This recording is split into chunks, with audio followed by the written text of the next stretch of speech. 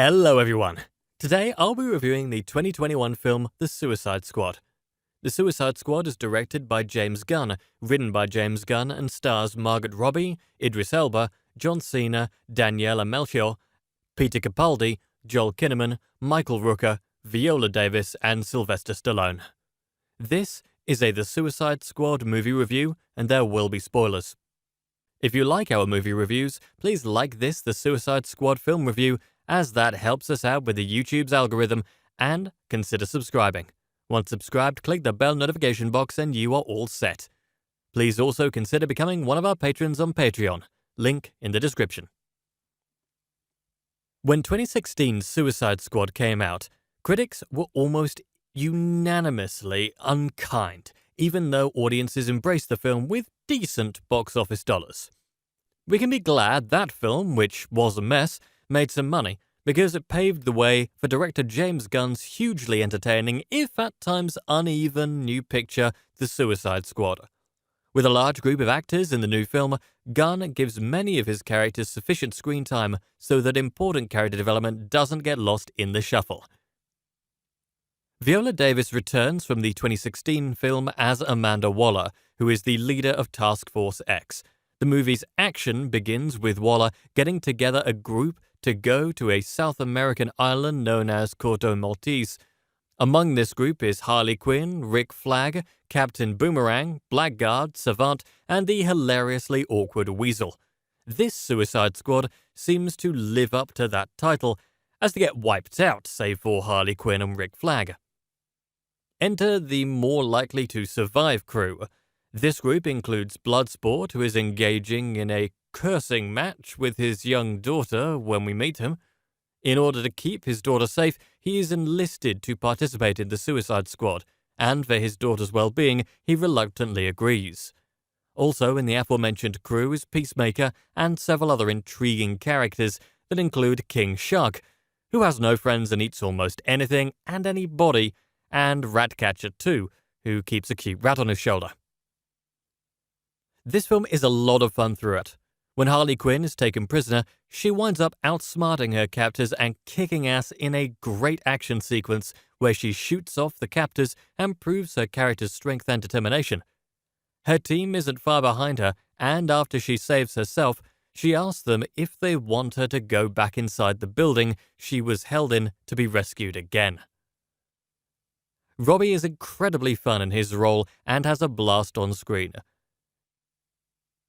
She's the female counterpart to Idris Elba's heroic Bloodsport. Elba is absolutely terrific in this part and makes the film feel more authentic despite its obviously crazy storyline. Elba has a relatable quality about him that works really well here, and the fact that Bloodsport is doing everything for his daughter gives the film some humanity. The part of the movie that is really hard to watch is a character known as the Tinkerer, who has enough things coming out of his head to give Pinhead from the Hellraiser films a run for his money. Wait, there's also a slew of rat scenes that can make some viewers turn away. But never mind, if you're going to see the film, there's so many exciting scenes here that overlooking some rats seems like a fair sacrifice to enjoy the overall feel of the film. God knows what's coming out of the Tinker's head, some kind of thinking cap, but Capaldi gives a solid performance nonetheless. Stallone does an interesting job voicing King Shark, and I found this character to be very enjoyable. King Shark bites people's heads off, but is still rather likable, and we want to see him make friends as he does with Ratcatcher 2. King Shark is so much fun that he almost steals the show at times. Melchior is quite good as Ratcatcher 2, making her character one to root for throughout. John Cena is an action hero to contend with, whether his character here has noble intentions or not.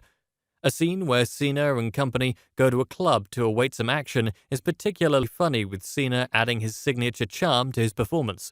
And for those who like that sort of thing, he even appears in his underwear at one point.